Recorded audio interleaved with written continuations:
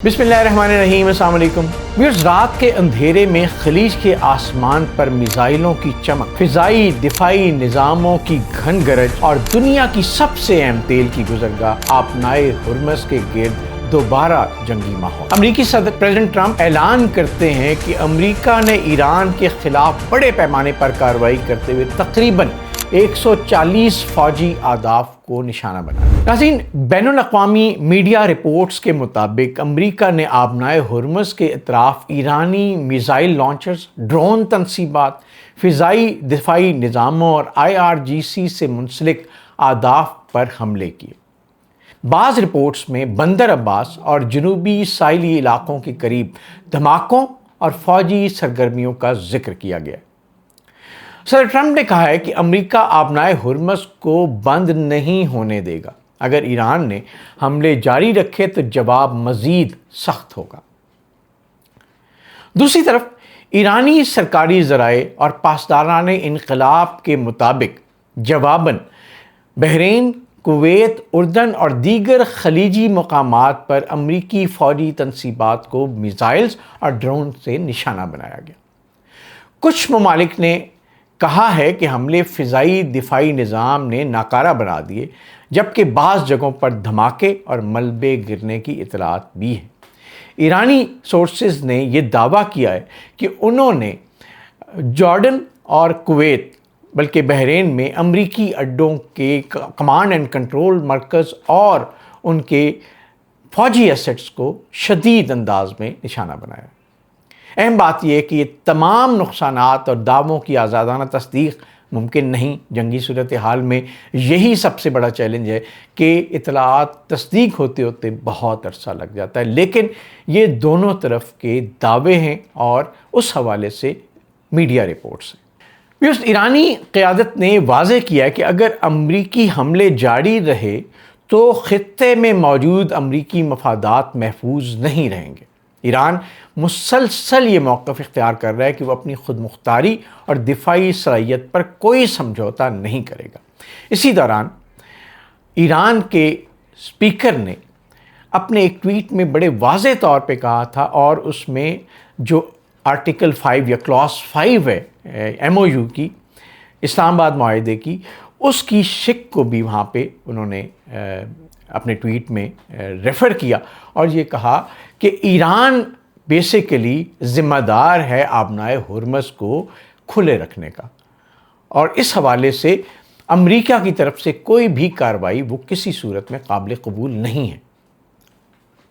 और वो दावा करते हैं कि ईरान बेसिकली अपने मुआहिदे की पासदारी कर रहा है, जबकि बार बार अमेरिका की तरफ से मुआहिदे को किसी न किसी तरह से वायलेट किया जाता है। कि पाकिस्तान इस मामले में कहाँ खड़ा है, और व्यूअर्स आपके लिए ये जानना बहुत इम्पॉर्टेंट। पाकिस्तान ने खुलकर किसी फ़ौजी ब्लॉक का हिस्सा बनने के बजाय सिफारती तवाज़ुन बरकरार रखने की कोशिश की है, और इसी सिलसिले में आपने देखा होगा कि पाकिस्तान ने अपनी भरपूर कोशिशों से, ख़ास तौर पे पाकिस्तानी वज़ीर-ए-आज़म शहबाज शरीफ और फील्ड मार्शल सैयद आसिम मुनीर की क़यादत में भरपूर कोशिशें करते हुए मुआहिदा इस्लामाबाद को मुमकिन बनाया और अमन के लिए रास्ता तलाश किया। और इसी तनाजुर में वज़ीर-ए-आज़म शहबाज शरीफ और नायब वज़ीर-ए-आज़म और वज़ीर ख़ारजा इसहाक़ डार की कतर के साथ राबतों और ताज़ियती सिफारतकारी को ख़ित्ते और पाकिस्तान के फ़ाल किरदार के तौर पर देखा जाता है। पाकिस्तान का बुनियादी मफाद और बुनियादी मकसद वाज़ेह है। मशरक़ वस्ता में अमन, तेल की सप्लाई का तसलसल, बैरूनी ममालिक में पाकिस्तानियों का तहफ़्फ़ुज़ और ख़ित्ते में मज़ीद जंग से बचाव। ये सारे मामलात सिर्फ पाकिस्तान के मफाद में नहीं है, ये पूरी दुनिया और ख़ास तौर पे पूरे ख़ित्ते के ममालिक में रहने वाले तमाम लोगों के मफाद में, और यही बात पाकिस्तान को इस सारे मामले में मुमताज़ करती है। अब आते हैं पाकिस्तान के अंदरूनी माज पे। बलूचिस्तान में जारी ऑपरेशन शाबान को सिक्योरिटी माहिरीन सिर्फ एक बड़ी फ़ौजी कार्रवाई नहीं बल्कि कौमी सलामती की हिकमत अमली का अहम हिस्सा करार देते हैं। हुक्काम के मुताबिक इसका मकसद दहशतगर्द नेटवर्क्स, उनके सहूलतकारों और उनके लॉजिस्टिक ढांचे को ख़त्म करना है। और जो लेटेस्ट विज़िट था بلوچستان کا پرائم منسٹر شہباز شریف کا اور فیلڈ مارشل سید عاصم منیر کا، اس کے بعد آپریشن شعبان کے اندر کارروائیوں میں بہت تیزی آئی اور اس میں بہت بڑی تعداد میں دہشت گردوں کے ہلاک کرنے کا دعویٰ بھی کیا گیا ہے۔ سوال یہ ہے ویورز، کیا پاکستان ایک ہی وقت میں داخلی دہشت گردی اور بیرونی جغرافیائی کشیدگی دونوں کا سامنا کر سکتا ہے؟ یہی آنے والے مہینوں کا سب سے بڑا امتحان ہوگا۔ پاکستان اس وقت بہت مشکل صورتحال میں اپنی بہترین سفارتکاری اور اندرونی محاذ پہ اپنی بہترین دفاعی حکمت عملی کے ساتھ سب کے سامنے کھڑا ہے، اور اللہ تعالیٰ کی مدد سے ابھی تک ان چیزوں میں بہت کامیابی ملی۔ اب سب سے بڑا سوال یہ کہ اگر ایران اور امریکہ کے درمیان یہ سلسلہ جاری رہا تو اس کے اثرات صرف مشرق وسطیٰ تک محدود نہیں رہیں گے۔ تیل مزید مہنگا ہو سکتا ہے، جو آلریڈی مہنگا ہو چکا ہے، اور اس میں پاکستانی عوام بھی پس رہے ہیں۔ حکومت سے بار بار گزارش ہے کہ ان کو کوئی آلٹرنیٹس کا تلاش کرنا پڑے گا، کیونکہ پاکستانی عوام کی اب مہنگائی کو مزید برداشت کرنے کی سخت جواب دے گئی ہے۔ عالمی تجارت متاثر ہو سکتی، پاکستان سمیت کئی ممالک کی معیشت دباؤ کا شکار ہو سکتی ہے، اور یہی وجہ ہے کہ دنیا بھر کے دارالحکومت اس بحران پر گہری نظر رکھے ہوئے۔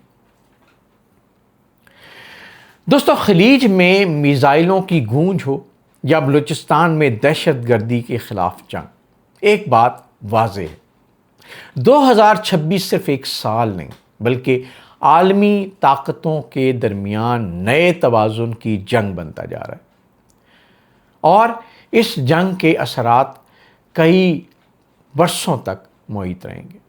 آپ کے خیال میں کون پیچھے ہٹے گا؟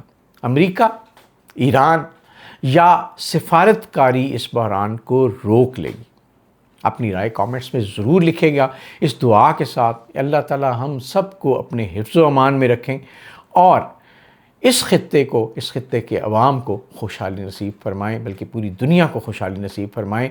اس دعا کے ساتھ آپ سے ریکویسٹ یہ ہے کہ آپ اس ویلاگ کو ختم کرنے سے پہلے اس یوٹیوب چینل کو ضرور سبسکرائب کیجیے گا، بیل آئیکن کو پریس کیجیے گا، اور اس ویڈیو کو ضرور اپنے دوستوں سے شیئر کیجیے گا، لائک کیجیے گا۔ آپ کا بہت شکریہ۔